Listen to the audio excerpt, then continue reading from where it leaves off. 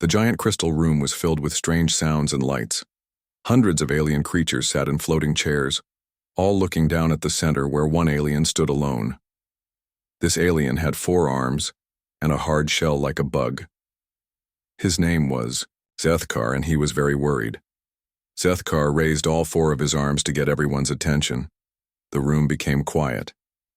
He had traveled far to bring this warning to the Galactic Council, and he hoped they would listen. Friends and leaders of the galaxy, Zethkar began, his voice echoing in the big room.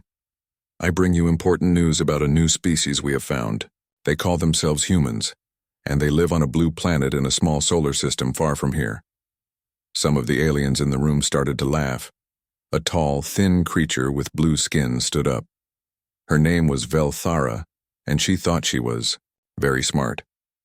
Why should we care about some primitive creatures who just learned how to fly between stars? We have been doing this for thousands of years. Zethkar's shell clicked as he moved nervously. You do not understand. These humans are different from any species we have ever met.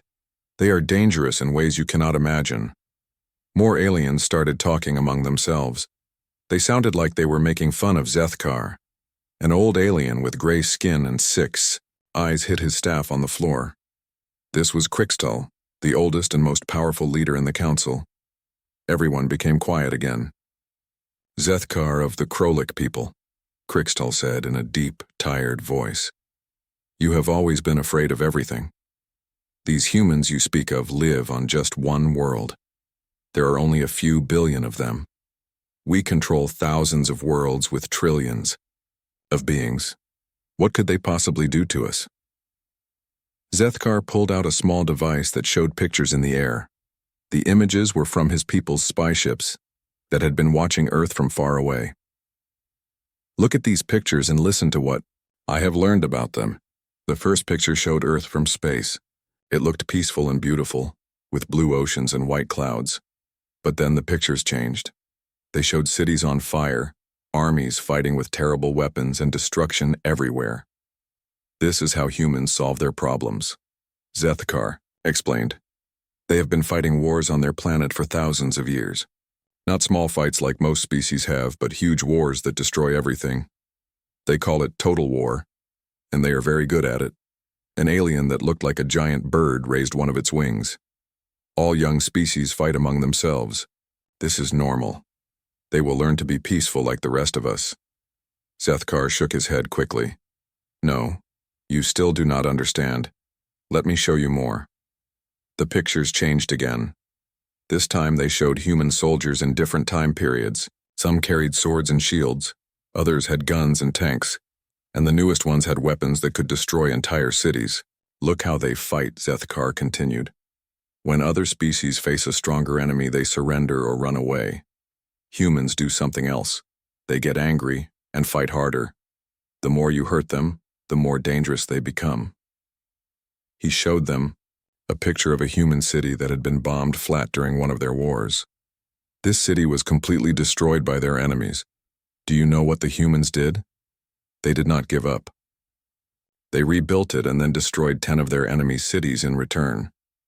Some aliens in the room were starting to look worried, but many still seemed bored. Velthara stood up again. These are just stories about primitive warfare. We have weapons they cannot even imagine. Our ships could destroy their entire planet from space before they knew we were there. Zethkar clicked his shell again, this time louder. That is exactly the kind of thinking that will get us all killed. You think like civilized beings who follow rules. Humans do not follow rules when they fight. They do whatever it takes to win. He showed them another picture. This one was of human space around their planet. Look carefully at this. What do you see? The aliens looked at the picture of empty space around Earth. They could see a few small space stations and some ships, but nothing that looked dangerous. Crixtal spoke for all of them. I see a weak species with very little technology. They have barely left their home world. Look closer, Zethkar said. The picture zoomed in and special filters were applied. Suddenly, the empty space around Earth was filled with hidden objects. There were thousands of weapons platforms, defense stations, and warships that had been invisible before. They have turned their entire solar system into a fortress, Zethkar explained. And we only found these by accident when one of our ships got too close. There might be many more that we still cannot see. The room became very quiet. Even Velthara sat down and looked worried. But Krikstal was not ready to believe. Even if this is true, they are still just one species on one world. We are many species on many worlds. Our numbers are much greater. Zethkar showed them one final picture. It was a recording from a human communication signal that his people had intercepted. It showed human leaders talking about what they would do if aliens ever attacked them. In the recording, a human general was speaking to other humans. If anyone from space ever tries to conquer us, we will not just fight them off our world. We will follow them home and make sure they can never threaten us again. We will not stop until they surrender completely, or we are all dead. The recording ended and the room was silent. Zethkar looked around at all the alien faces. This is what I am trying to tell you. Most species fight to protect their territory, or their resources. Humans fight to destroy their enemies completely. They do not know how to give up. Krikstal thought for a long time before speaking. Even if what you say is true, we cannot change our policies based on fear of one small species. The Galactic Council has rules.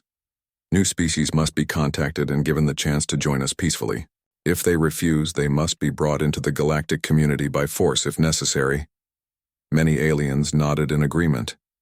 Velthara stood up once more. The Krolik are known for being scared of everything.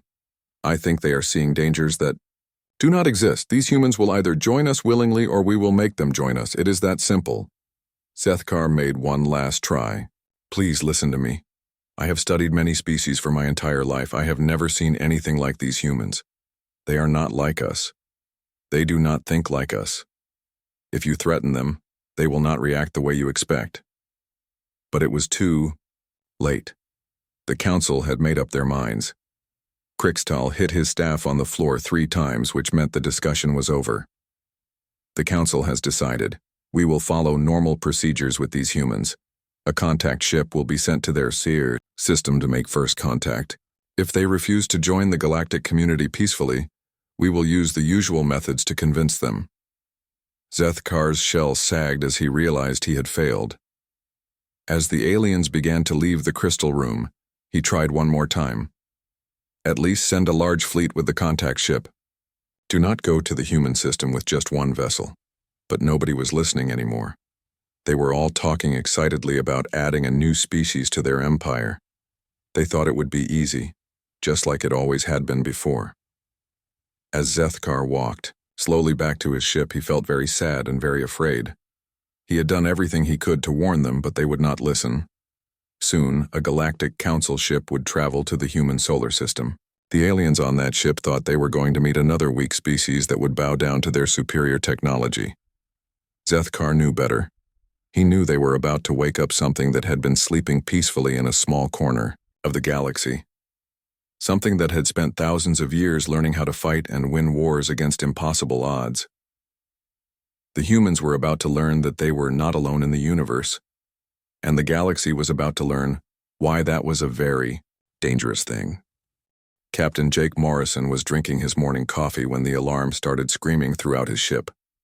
He was on the bridge of the UES Liberty, a human warship that was patrolling near Jupiter. It was supposed to be a quiet day, but the flashing red lights told him that something very bad was happening. "Captain, we have a massive object coming out of hyperspace," shouted Lieutenant Sarah Kim from her station. "It's huge, sir. Much bigger than anything we have ever built." Jake put down his coffee cup and looked at the main screen. What he saw made his heart beat faster. A giant alien ship was floating in space near Jupiter. It was at least 10 times bigger than his ship and covered in strange lights and weapons. The ship looked like it was built to scare people, and it was working. "Red alert," Jake ordered. "All hands to battle stations. Send a message to Earth Command right now. Tell them, we have first contact and it does not look friendly." His second-in-command, Commander Lisa Martinez, was already working at her station. "Sir, they are sending us a message. It is coming through on all frequencies. Put it on the main screen, Jake said. The screen changed to show an alien creature that looked like it was made of rocks and metal. It had glowing red eyes and a voice that sounded like grinding stone. When it spoke, the words were translated by the ship's computer. "Primitive humans of the third planet," the alien announced. "I am Commander Draktar of the Hegemony battlecruiser Dominion. You will surrender your ships immediately and prepare to be brought into the Hegemony as a protectorate world. Any resistance will result in the complete destruction of your species." Jake looked at Lisa, and she looked back at him. They had trained for this moment their whole careers, but it was still shocking to finally meet aliens. Especially aliens who were threatening to destroy humanity. "Should I open a channel, sir?" asked Lieutenant Kim. "Yes, do it," Jake replied. He stood up straight and faced the screen. "Alien vessel, this is Captain Jake Morrison of the United Earth ship Liberty. You have entered our solar system without permission and are making threats against our people. Leave immediately, or face the consequences." The alien commander made a sound that might have been laughing. "You dare to threaten us with your tiny ship? We have destroyed 1,000 worlds with vessels like yours. Surrender now and some of your people might be allowed to live as slaves." Jake felt anger rising in his chest. Nobody threatened his home and his people like that. "I will give you one more chance to leave peacefully. After that, we will consider you hostile and act accordingly." "Humans are even more stupid than we thought," Commander Draktar replied. "We will destroy your ship first to show you our power. Then you will watch as we destroy your cities one by one." The alien ship's weapons began to glow with deadly energy. Jake knew that the next few seconds would decide whether humanity lived or died. "All ships, this is Liberty. Execute Plan Omega immediately." Lisa looked surprised. "Sir, are you sure? Plan Omega is only for when Earth itself is threatened." "They just threatened to destroy our cities," Jake replied. "That sounds like a threat to Earth to me." On the alien ship, Commander Draktar was feeling very confident. His ship was designed to terrify primitive species into surrender. The few times aliens had tried to fight back, they had been destroyed easily. These humans would be no different. "Fire main weapons," he ordered. "Destroy their ship." Powerful energy beams shot out from the Dominion and hit the Liberty. The human ship shook violently, but its shields held. Draktar was surprised. Most primitive ships would have been destroyed by that attack. "Fire again," he commanded. "Use full power this time." But before his weapons could fire a second time, something impossible happened. The empty space around Jupiter suddenly filled with human ships. Dozens of them appeared out of nowhere as if they had been invisible until that moment. "What is happening?" Draktar shouted at his crew. "Where did all these ships come from?" His science officer was looking at his instruments with confusion. "Sir, they were there all along. They were using some kind of stealth technology that our sensors could not detect. We have never seen anything like it." On the Liberty, Jake was smiling for the first time since the aliens arrived. "This is Captain Morrison to all ships. We have one alien vessel threatening Earth. You are authorized to use any force necessary to neutralize the threat." The human ships began to move in perfect formation. They were not just randomly attacking. Every move was planned and coordinated like a deadly dance. The aliens had expected to find one primitive world with a few basic defenses.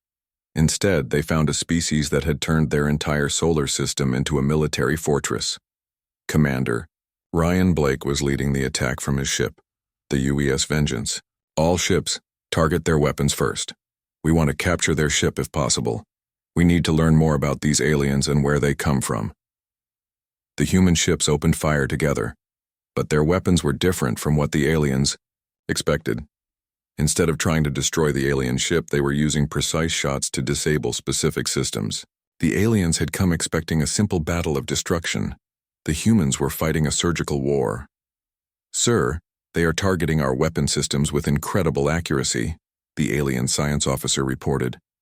"How are they able to hit such small targets while moving so fast?" Commander Draktar was beginning to understand that he had made a terrible mistake. "All ships retreat immediately. Send a message to headquarters. Tell them the humans are not what we expected. But there was a problem. When Draktar tried to contact his other ships, he discovered that there were no other ships. The hegemony had sent only one battlecruiser to deal with what they thought was a primitive species. They had not even brought backup. "Sir, our engines are damaged," reported the engineering officer. "We cannot escape." The human ships surrounded the alien vessel like hunters surrounding their prey. Jake opened a communication channel to the alien commander. "Commander Draktar, your ship is disabled and surrounded. Surrender now, and your crew will be treated according to the rules of war. Continue to resist, and we will destroy your ship completely." Draktar looked around his bridge at his frightened crew. Everything had gone wrong so quickly. The humans were supposed to be weak and scared. Instead, they had fought like experienced warriors who had been planning for this moment their entire lives. "How did you know we were coming?" Draktar asked. Jake smiled. "We have been watching the galaxy for a long time, Commander. We knew that eventually someone would try to conquer us. We prepared for that day." "But you are just one species on one world," Draktar protested. "We control hundreds of worlds with billions of beings. You cannot fight all of us." "Maybe not," Jake replied. "But we can fight you. And if you try to hurt our people, we will make sure that every one of your worlds knows the price of threatening humanity." Draktar realized that the humans were not speaking out of fear or desperation. They were making a promise. A very dangerous promise from a species that had just proven they were much more dangerous than anyone had imagined. "We surrender," Draktar said quietly. The alien ship was captured without any more fighting. As the human ships began to board the vessel, Jake contacted Earth Command to report the situation. "Mission accomplished," he said. "We have first contact and we have prisoners, but something tells me this is just the beginning." Lisa looked at the alien ship being surrounded by human vessels. "Sir, what do you think will happen next?" Jake thought about the alien commander's words about controlling hundreds of worlds. "I think they are going to send more ships when this one does not come back. And when they do, they are going to discover that threatening humanity was the biggest mistake they ever made." In the distance, the captured alien ship was being towed toward Earth. Inside that ship were computers full of information about the hegemony and the other alien species in the galaxy. The humans were about to learn that they were not alone in the universe. But more importantly, the galaxy was about to learn that humanity was not the weak, primitive species they had expected. The first battle was over, and the humans had won. But Jake knew that the real war was just beginning. The aliens had come to conquer Earth. Instead, they had given humanity everything they needed to take the fight to the stars. Admiral Patricia Ross stood in the deep underground command center beneath the Rocky Mountains. The room was filled with screens showing star maps, ship positions, and enemy locations. 3 weeks had passed since the first alien ship was captured, and everything had changed for humanity. "What did we learn from the alien computers?" she asked Dr. Kevin Walsh, the scientist who had been studying the captured alien technology. Dr. Walsh pulled up a 3-dimensional map of nearby space. Red dots showed enemy worlds, and there were hundreds of them. "The hegemony controls over 400 star systems, Admiral. But here is the interesting part. They are not really warriors. They are more like space bullies." "What do you mean?" Admiral Ross asked. "They have big ships and scary weapons, but they have never fought a real war," Dr. Walsh explained. "They find a primitive world, show up with one big ship, and threaten to destroy everyone unless they surrender. Most species give up without fighting because they are scared." Admiral Ross looked at the star map and smiled. It was not a nice smile. "So they have never fought anyone who fought back?" "Never," Dr. Walsh confirmed. "According to their records, no species has ever resisted them for more than a few hours. They expect everyone to surrender as soon as they see how big their ships are. That explains why they only sent one ship to Earth," Admiral Ross said. "They thought we would give up immediately." General Robert Lee, the head of military operations, joined the conversation. "Ma'am, we have been analyzing their ship designs. These aliens build their vessels to look scary, not to fight wars. Their weapons are powerful but slow, Their shields are strong but use too much energy. They are designed to intimidate, not to battle. Admiral Ross nodded. What about their military tactics? They do not have any, General Lee replied. They line up their big ships and shoot at each other until someone runs away. They have never heard of stealth, surprise attacks, or coordinated strikes. They fight like amateurs. Perfect, Admiral, Ross said. Then it is time to show them how real warriors fight. What ships do we have ready? General Lee consulted his tablet.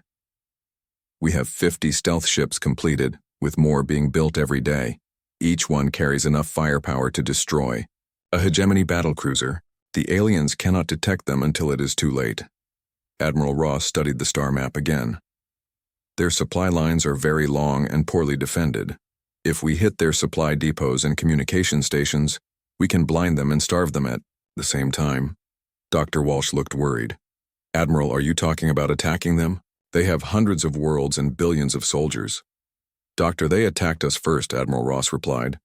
They came to our home and threatened to destroy our cities and enslave our people.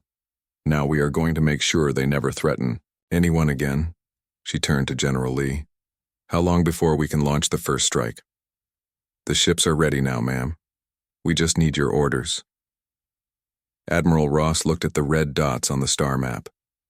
Each one represented an alien world that was part of the hegemony. Soon, those worlds would learn that threatening humanity had been a terrible mistake. Launch Operation Ghost Strike, she ordered.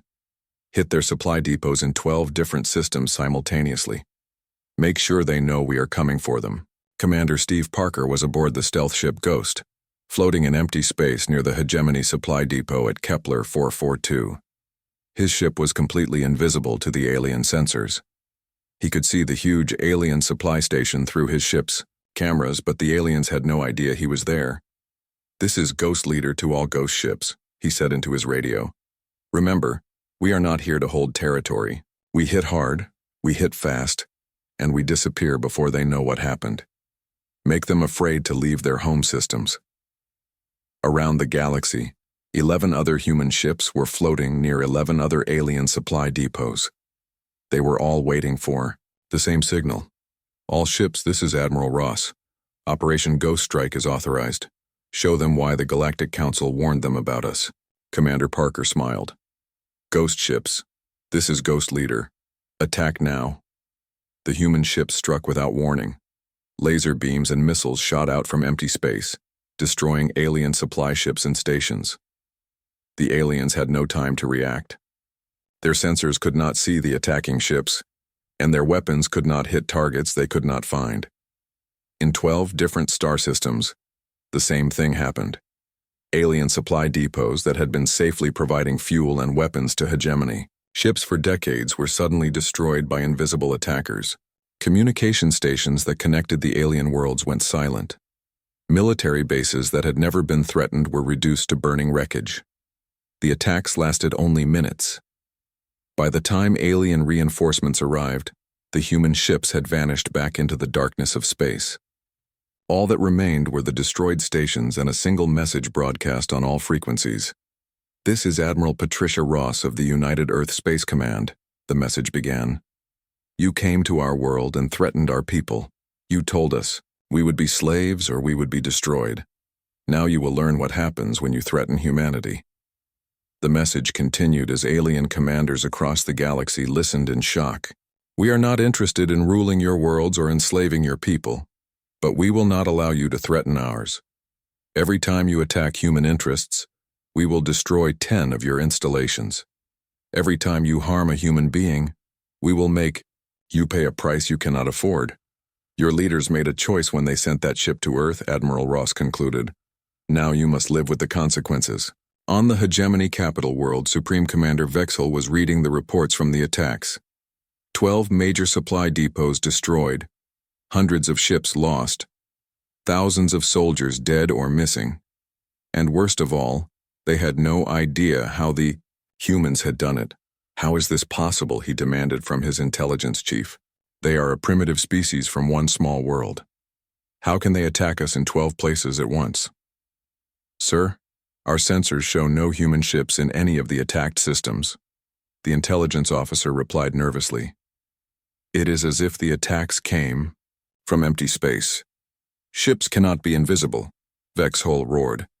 Find out how they are doing this. But before his scientists could begin their research, more reports started coming in. Human ships were attacking hegemony trade routes throughout the galaxy.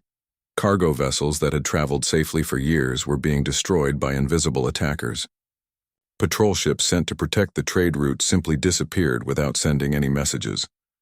The humans were not fighting like any species the hegemony had ever encountered. Instead of building a big fleet and attacking major worlds, they were striking at supply lines and communication networks. They were making it impossible for the hegemony to coordinate their forces or supply their ships. Within a week, hegemony commanders were afraid to send ships anywhere alone. Within 2 weeks, they were losing control of entire sectors of space. The humans were fighting a different kind of war, and the aliens had no idea how to respond. On Earth, Admiral Ross was watching the reports with satisfaction. How are they reacting? She asked General Lee. Exactly as predicted, ma'am. They are pulling their ships back to defend their major worlds. They are abandoning their forward positions and concentrating their forces. Good, Admiral Ross replied. When they bunch up all their ships in one place, they will be easier targets. What about their morale? Breaking down rapidly, General Lee reported. Our intelligence sources say that many alien worlds are asking why they are fighting humans at all.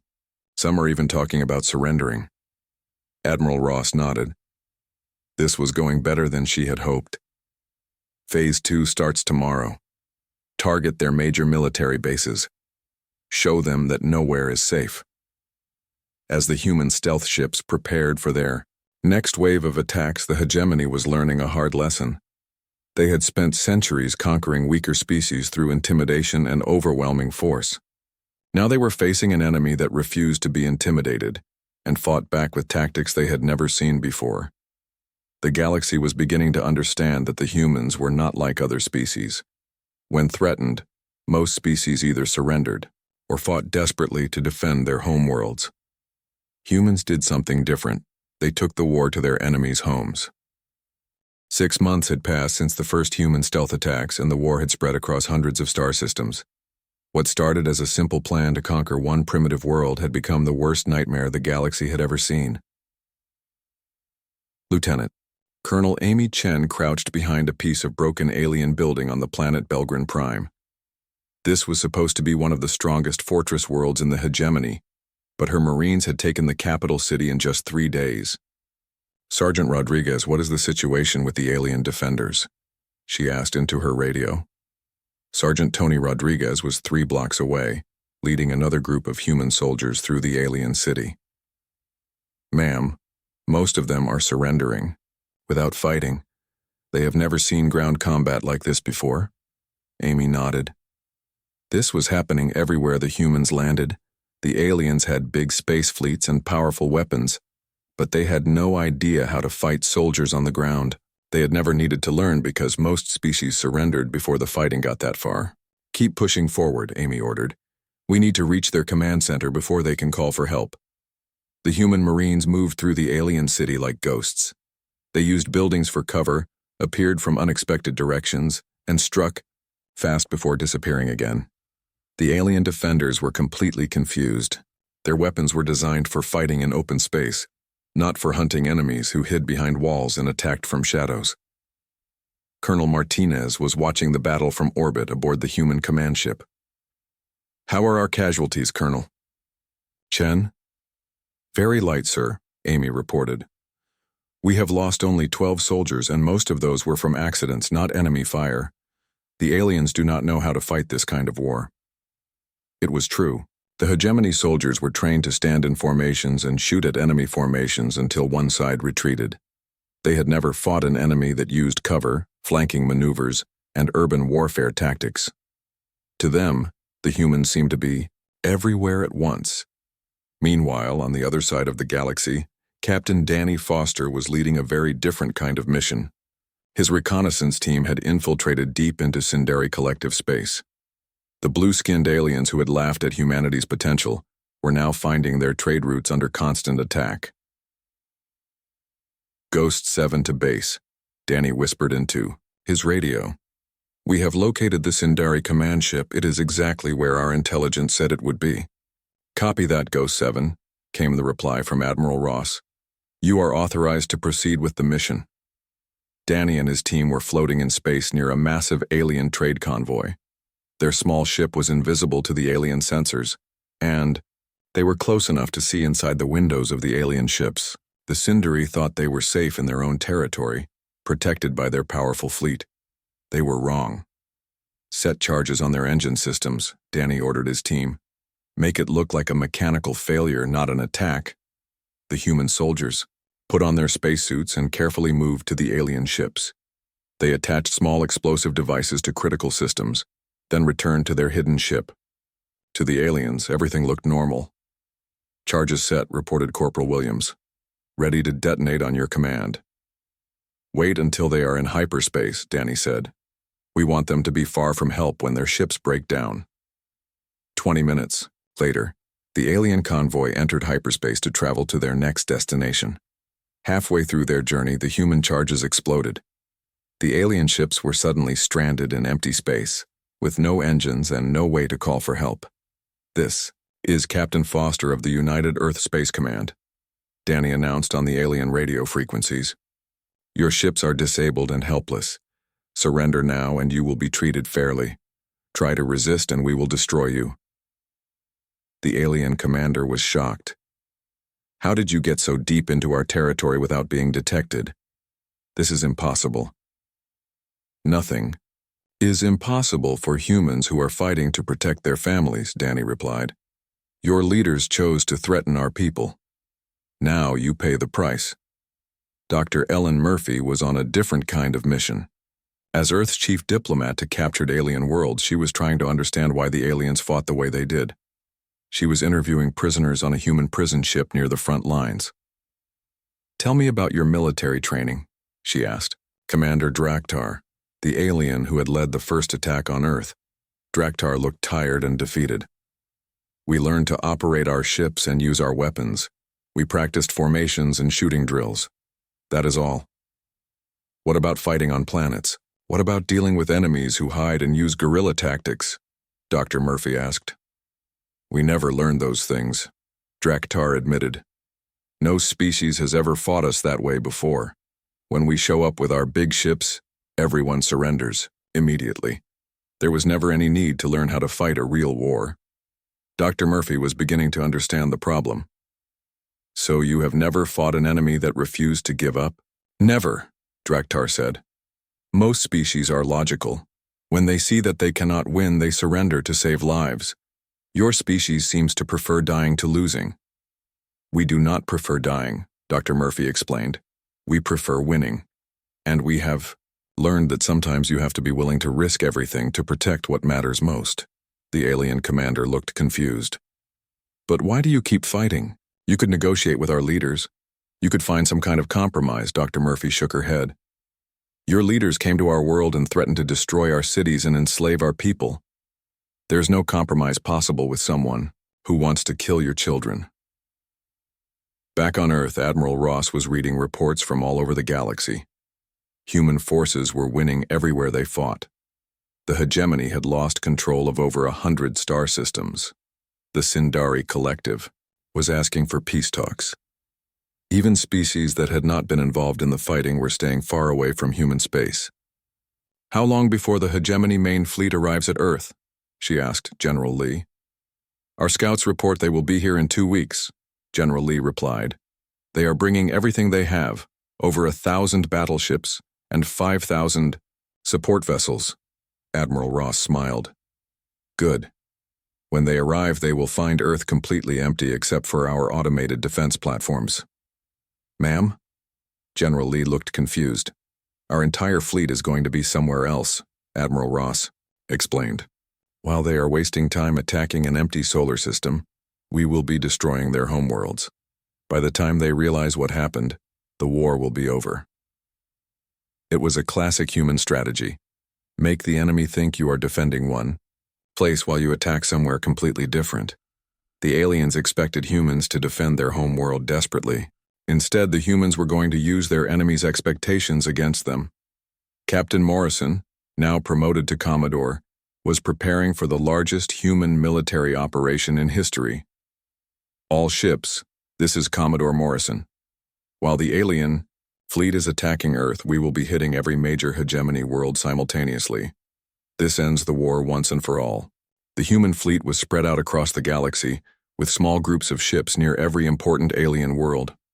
When the aliens sent their main fleet to attack Earth, they would leave their home worlds almost defenseless. Lieutenant Commander Martinez was on the bridge of Morrison's flagship. "Sir, do you think this will really end the war?" Morrison looked at the star charts showing human ship positions. "Lisa, we have spent the last 6 months proving that humans are the most dangerous species in this part of the galaxy. Tomorrow, we prove that threatening humanity was the biggest mistake these aliens ever made." Across the galaxy, alien worlds were about to learn what total war really meant. The humans had been patient and careful up to this point, targeting military installations and avoiding civilian casualties. But now the aliens were threatening Earth directly. The humans were about to show the galaxy why even the Galactic Council had warned everyone to leave them alone. The age of alien empires built on intimidation and fear was coming to an end. The humans were coming, and they were bringing justice for every threat, every attack, and every insult their species had endured.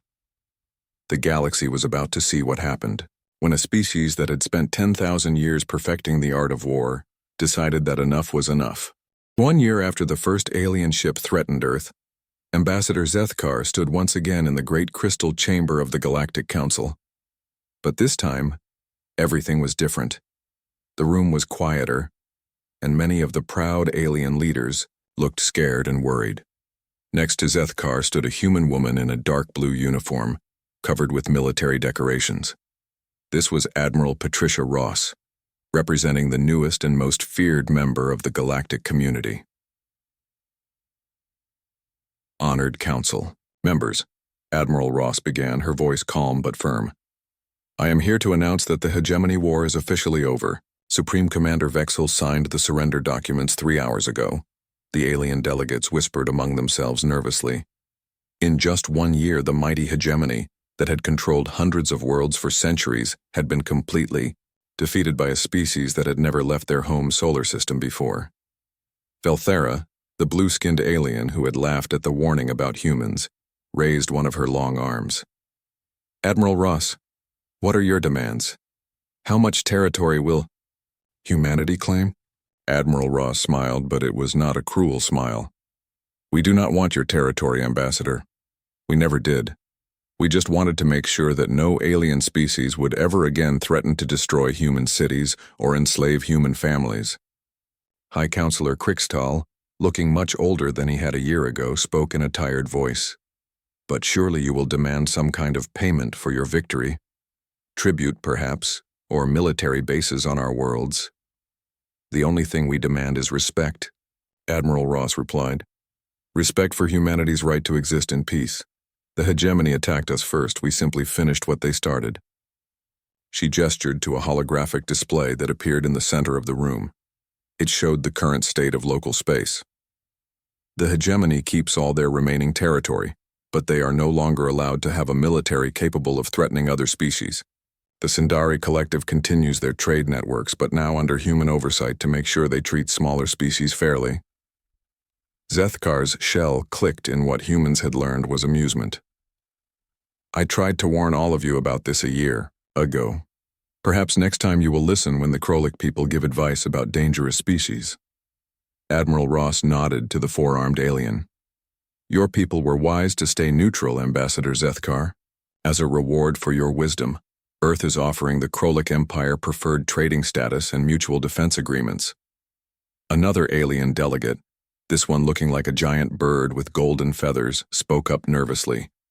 "Admiral, what about the rest of us? What are humanity's plans for the galaxy?" "We do not have plans for the galaxy," Admiral Ross answered honestly. "We have plans for humanity. We want to explore the stars, meet new species, and learn about the universe. But we also want to make sure that what happened with the hegemony never happens again."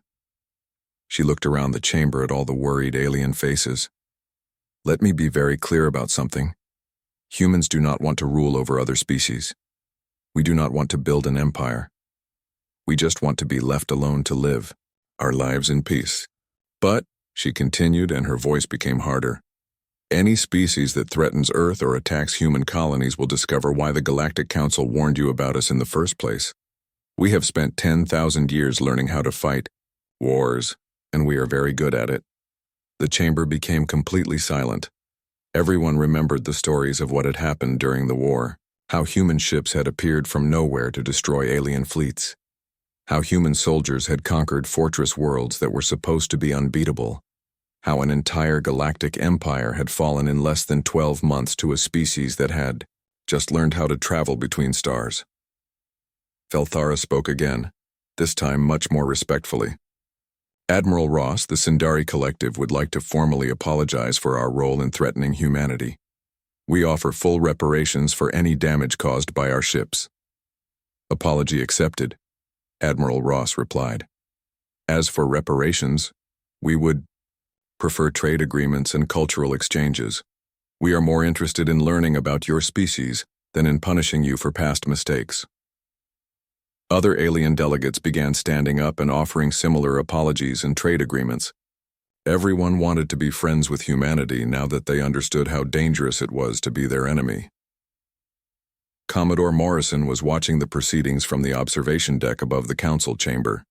Next to him stood Commander Martinez, who had been promoted after the war ended.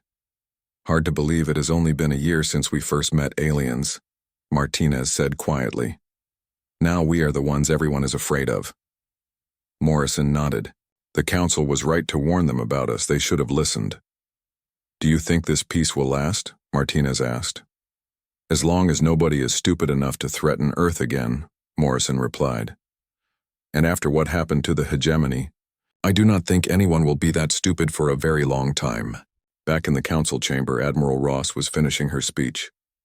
Humanity is willing to share our knowledge and technology with peaceful species. We can teach you about tactics and strategy, about medicine and engineering, about art and culture. But remember this lesson well, we can also teach you about war.